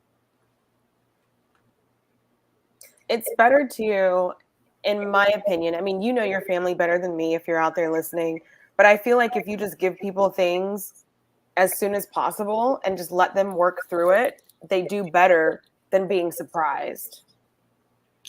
And surprise last minute. Yeah, and surprise last minute. It's right. And on camera. And on camera. And like, I would feel so deceived if my child decided to go on TV and do a whole show about how I don't know something about them. Yeah, it's terrible. And then they finally tell me. And people don't normally react to things that could be sensitive in the moment the way you want them to react. And I can't think of the name of the show, but it was like To Catch a Cheater or whatever. And that show got canceled because they confronted a couple that was cheating. And then the guy went and killed the person because, like, you can't be doing all of that in the heat of the moment. So I'm just saying, It's like, you can set yourself up for success. And if that person wants to accept it or not, then that's up to them. But at least you've given them the opportunity to digest whatever it is that you're trying to tell them. Yeah. So the parents have given the blessing for the wedding without being told the truth. And Shane is like, listen, I don't want to feel like a fraud on my wedding day. I really want you to tell your parents about this. I want to walk into the wedding, unburdened. And she talks to her mom about it, and mom feels the same way. She's like, I feel like Mert's deceiving his parents. And he needs to stop doing that. And we find out the parents are not actually going to be at the wedding, but they're going to, see pictures and video and all of that stuff. You want to get this out of the way before you get married. Because can you imagine, like, what is that going to look like for them? And then you're on international TV telling everyone the business, but not your own family. Like, terrible. Yeah. And then Mert, I thought this was interesting because he's like, he's worried that his family won't love Shane anymore if he tells them about her gender. But I'm like, if I was the family, I wouldn't be blaming or Shane. I'd be blaming you because you're the family member that kept it for me.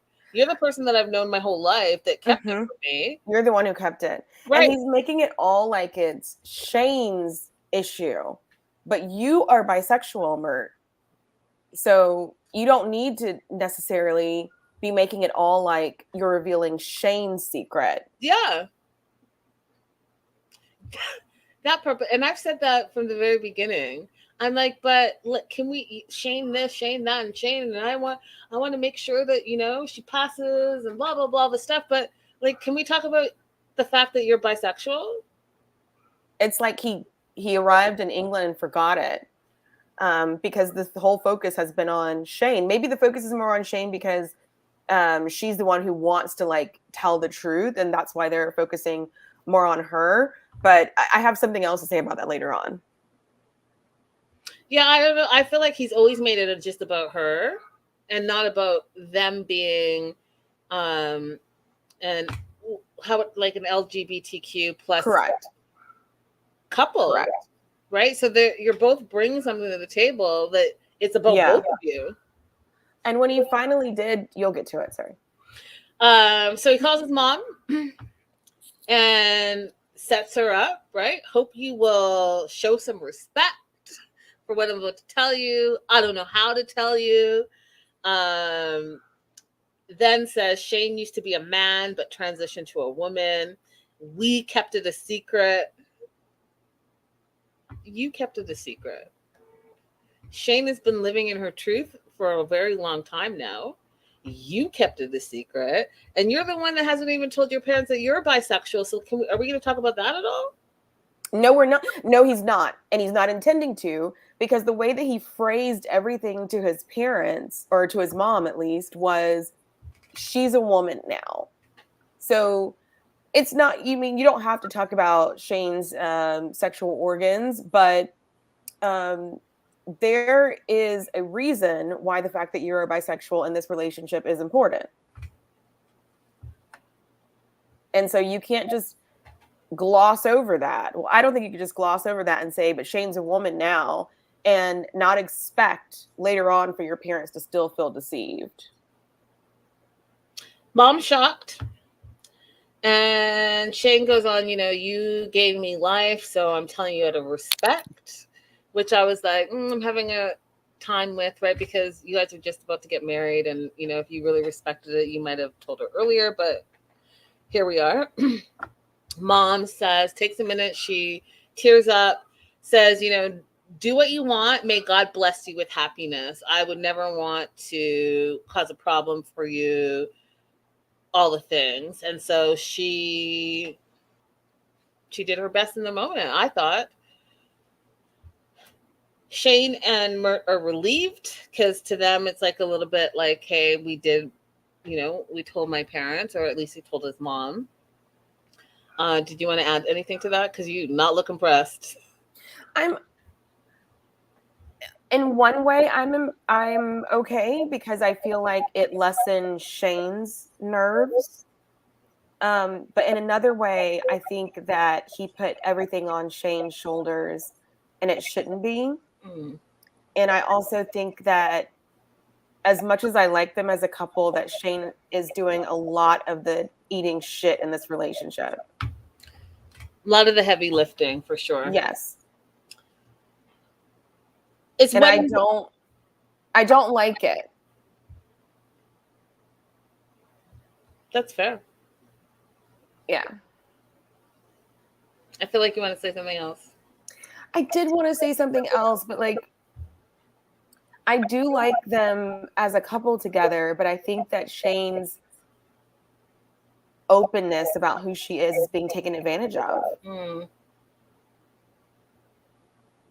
Like, he knows that he can just put certain things on Shane, and because she's so willing to be accommodating for his culture, that she'll just take it. So it's like the opposite of what we're seeing with the Americans. The Americans, yeah. The Americans who won't be like accommodating at all, and Shane is being super accommodating down to what kind of clothes she's going to wear. Yeah. But I just think he's taken a little bit advantage of it, and because I like Shane so much, I just want to protect her a little bit. Okay, I'm done. It's wedding dress shopping day. And Shane is there with her family, and she went through a few dresses, but this is the one that she ended up loving. I think she looks amazing in it. So lovely. Love the back of it as well. Oh, so pretty. And she just talked about, not wanting to look manly, wanting to make sure that she can find a dress that suits her body type, because she feels like her body type is not like just like a regular body type. And so, everyone wants to feel special on their wedding day. And I'm so glad that she was able to find a dress that made her feel like it. Yes. It's hard to find a wedding dress that makes you look good, because I feel like some wedding dresses are designed to make you feel horrible about yourself. Even the sizing, like, why is my normal size a 6, but when I try on a wedding dress, I have to start with a 10? Like, that's made to make me feel bad, right? There's no other reason for that. So yeah, I'm glad that she had a good wedding dress shopping experience, because it could have gone the other way easily. Last and certainly not least, Mercy and Michael. Thoughts? I love Mercy. What do you love about her? I don't know. Like, when we first met her, she was so lively, and just, I love Kenya, and I just swiped on everybody, and I was just having fun, and I don't know. It just reminded me of that time where I was just like dating for food. And so your overall thoughts on their segments? I think that they have very, very poor communication skills, because you should be able to. Okay, here's what I want to say. I used to watch this therapist all the time, and one of his advice when he was working with couples is always assume that your partner has the best intentions. Whatever, like, if you start at the baseline that your partner has the best intentions, then the majority of your conversations will go completely differently. So they have really horrible communication skills, because they never assume the best out of each other. Never.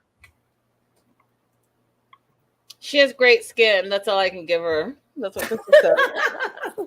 She does have lovely skin. She does have lovely skin.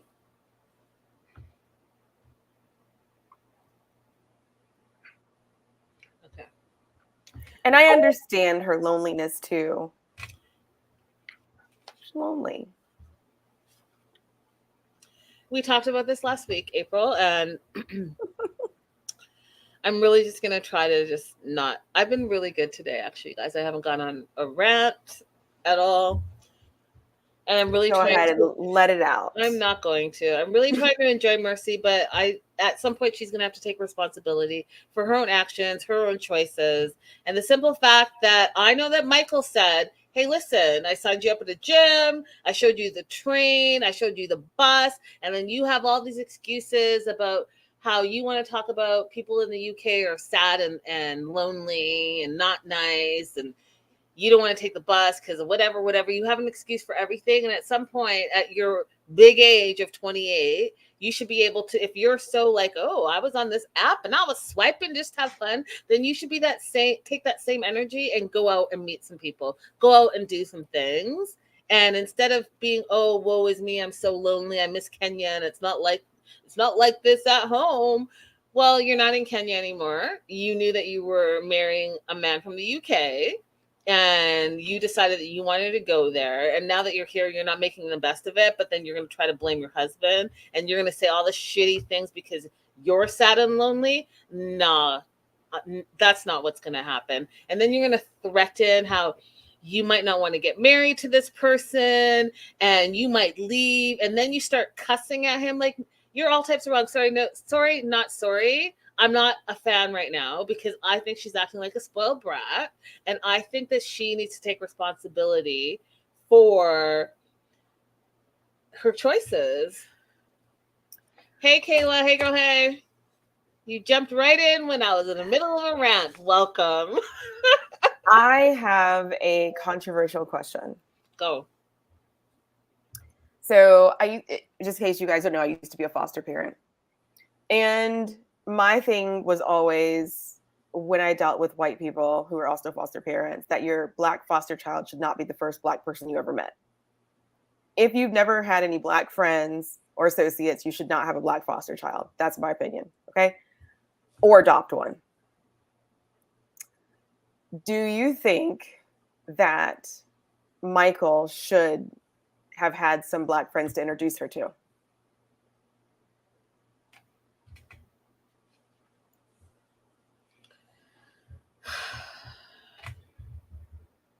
Because there is a racial element in her having difficulty making friends. Why is it Michael's responsibility to have Black friends to introduce her to when it was also her choice to marry a white man and move to the UK, which is obviously different than being in Kenya? So, like, I hear what you're saying. And I'm sure that that probably would have made her transition a little bit easier. But I also think, too, it takes two to tango, and they both made specific choices. He decided that he was going to fall in love and marry this Black woman, and she decided that she was going to fall in love and marry this white man and move to the UK. And I'm going to stand by no. I'm going to say, A, my answer is no, it's not his responsibility. B, I still think it's her responsibility to go out and do some things. He clearly said in this episode, he set her up for the things that you talked about. Well, she should. Last week you said to me, well, not to just me, to everyone, that he should have taken her to whatever, the park, taken her to this and showed her around and all the things. Mm-hmm. And I was like, no, that's her responsibility. But then we found out that he did do those things, and she's still moping around. So there was one thing that I said that I think makes a huge difference, at least for her, that he didn't do. I said, if I brought my Algerian here, by the way, guys, this is a fake made up Algerian. He does not really exist. I'm super, super single, very single. But if I brought my imaginary Algerian here, before he got here, I would find out, like, where can I get some good Algerian food? Where's Little Night? Because I'm in DC. There's a little community of almost every single nationality here. Where, can I help this person make friends to get comfortable, to get started on having a life here? I know Linda doesn't agree, but I think that would be very important. What is Mercy doing all day? She has Google. Can she Google it and be like, hey, I called my husband. Guess what? Around the corner, there's a really great Kenyan restaurant. Can we go there? And if we can't, instead of bringing some fish and chips home, could you stop by there? I've already placed the order. All you need to do is pick it up. I'm just trying to figure out why it's all on him when she ain't doing shit right now. Why is it his responsibility? This is a very fair question, but I'm not willing to make Mercy responsible for anything. Oh my God. That being said, I'm going to just quickly give the breakdown because it is clear we are going to have to agree to disagree. I was upset to find out. Well, I was not upset, but what were you going to say? I was going to say, unlike Tion, Mercy is my prince. No, I'm looking at you sideways. I love you, April, but you are clearly, clearly, you are not thinking with your full hat on. So I was disappointed in this, you guys. So, and I talked about it when we talked about their wedding. I was like, this is not a proper type of African wedding. And I showed you guys all the things. So then I find out that they faked the funk. So they got married in Kenya, but it wasn't official. Da-dum-dum. So now they're supposed to be getting married officially in the UK in a few days, but they've been arguing a lot. And she's talking about how the UK doesn't feel like home yet. She's lonely. She hates the food. She thinks that the people there are miserable, and she misses her life. Has she made a mistake? And she says all these mean things to her husband. And of course, it hurt his feelings, and he had to step away because he loves her so much. And basically, like, you're saying that meeting me and marrying me is a mistake. Like, if you want to communicate, don't communicate to hurt your partner. If you want to communicate because you're frustrated, don't take those frustrations out on your partner. Say, hey, you know what? I'm in a dark place right now, and here's how I'm feeling, and go from there. But the way she said it was like, oh, right, she hates everything, but I haven't heard her say what she's wanting. What do you want? What do you need? And Crystal, not only did she not say it, she's not done anything. Go to the gym. She goes to the gym. She doesn't want to talk to anybody because she thinks all the UK people are miserable. Take the bus. They kind of are. Doesn't want to take the bus. You know what? April is speaking for herself.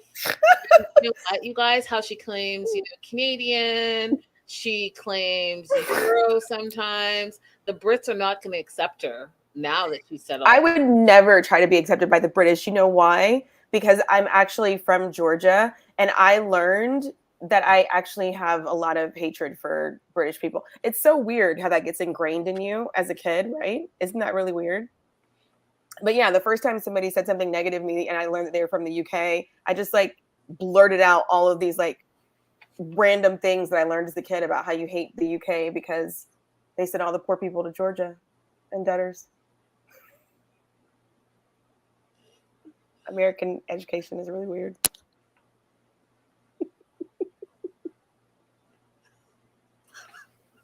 April, I learned something new about you all the time. Did you just say you hate British people? It's not really, but there is an embedded and taught hatred. Yes, there is. Oh. You have to talk yourself out of it. But I would never try to pretend like I was really British. I wouldn't. You kidding me? It's like almost worse than being American. These thoughts are purely April's thoughts. I have nothing to do with them at all. I am just listening. You're just here. Okay, so yeah, Mercy, you also have to participate in this process, darling. Yeah, I'm shocked too. Don't know what to say. Moving on. I'm very uncomfortable right now. Canadians who love everyone. I'm like, did you just say you hate a whole group of people? Yeah, no, Lori is telling a story about her husband. I think that Irish people are completely different as well. I'm moving on. If you guys want to make some comments, go ahead and make some comments. April will respond to you. And I am going to continue to talk about Mercy, how she's just not making her situation better, and she is expecting her husband to, I don't know, do what? Change the weather, change the people, change all the things. So now she's not sure if she's going to go through with the wedding. She calls her sister. Talks about how she doesn't like it there, doesn't like the people, doesn't like the food, doesn't like the weather, misses how it used to be at home. And sister says, maybe you're the problem. Facts. Okay. Her sister knows her. Her sister knows exactly what's going on. Maybe you're the problem, she says. And you need to check yourself, her sister says. And she's like, well, I don't know if I'm going to get married, and I'm going to do this, and maybe I'm going to come back to Kenya. And the sister says, you're making a bad decision, and you need to sit down and think about it, and you need to talk to your husband. Have you told your husband all these things? Like, communicate, use your words. And instead of communicating and using her words, Michael knows that she has been a little subdued and unhappy. So he comes home early from work with the gesture that he's going to make Mercy a nice meal. And hopefully that will help her like just chill out. She comes in guns a-blazing, you guys. We need to talk. And anytime you hear we need to talk, Sue has a little crush on Michael. A little crush. We talked about this. Sue likes tattoos. Oh, is that what it is? So she comes in hot, coming in hot, thinking about the marriage. She's not happy. She doesn't think that she wants to go through with it. And he's like, wait, what? And she's going to go back to Kenya. And she's scared, doesn't know if she wants to get married because she doesn't know, quote, if she wants to be miserable forever.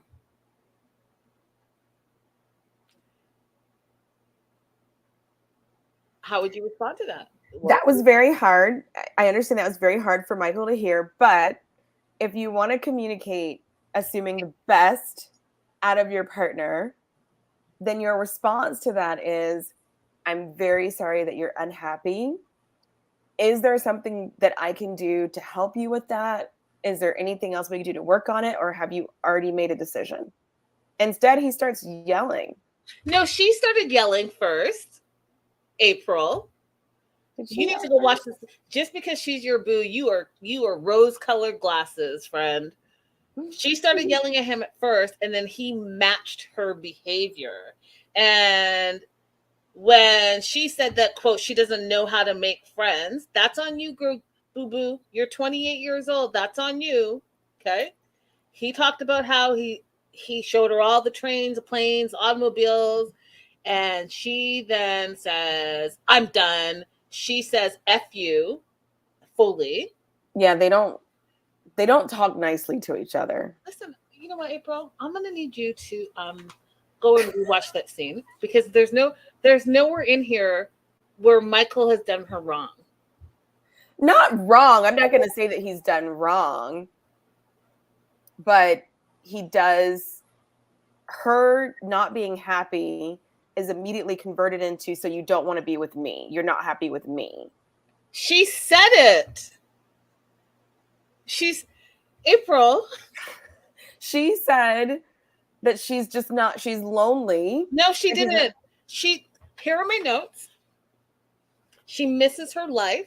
Mm-hmm. She thinks that this could have been a mistake. And then his words are you saying being with me and marrying me is a mistake? And that's when he got his feelings hurt. Then she literally says, April, I don't know if I want to get married and be miserable forever. Mm-hmm. So, have you already made a decision? Or is there something I can help you with?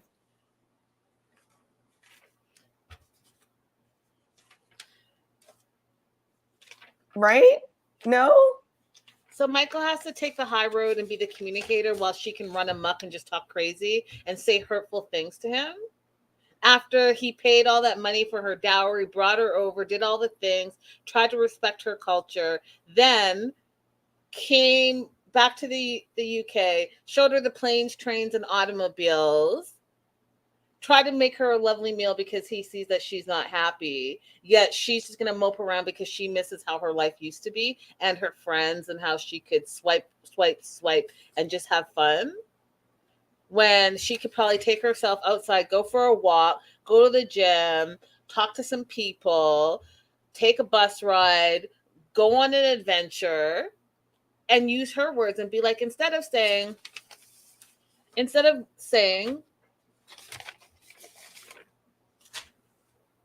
I don't know if I want to get married and be miserable forever, say this.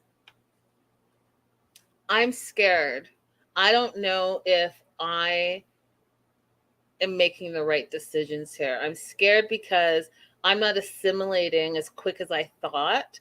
I'm not sure if I have the tools to be the extrovert, to make the type of friends that you have to make as an adult, because it's harder to make friends as an adult. And all the friends that I've ever had, I grew up with and I've known them forever. So I'm having a really tough time with this.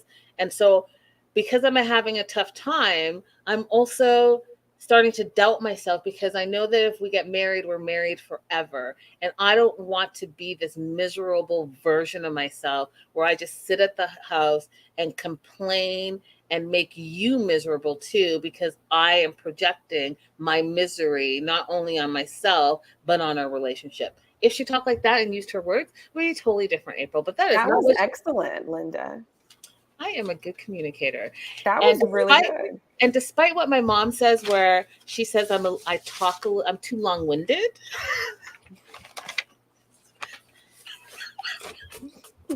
I can communicate.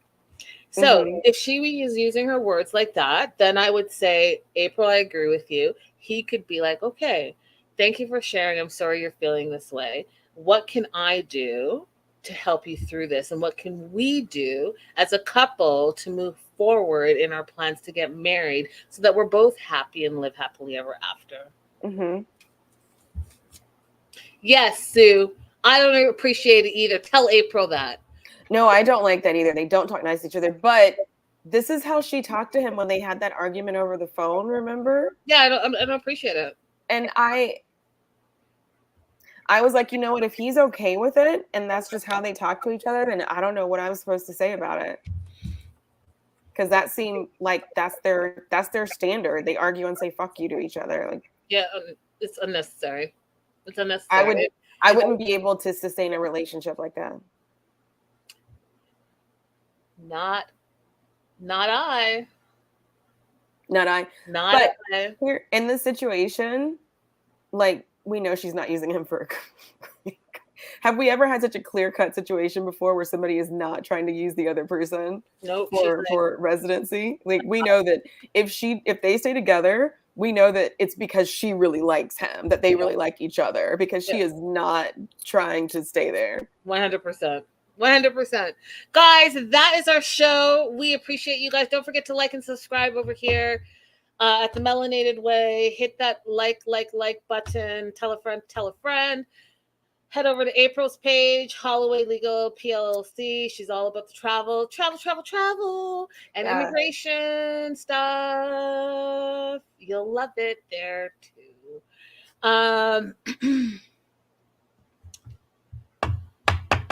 I'm revamping some stuff, you guys, just in general with the brand, the Melanated Way. So I know I've taken a step back a little bit. But I'm going to have some shows coming out fast and furious. I've just needed to revamp some things. So stay tuned, and we appreciate you. Toodles! Toodaloo!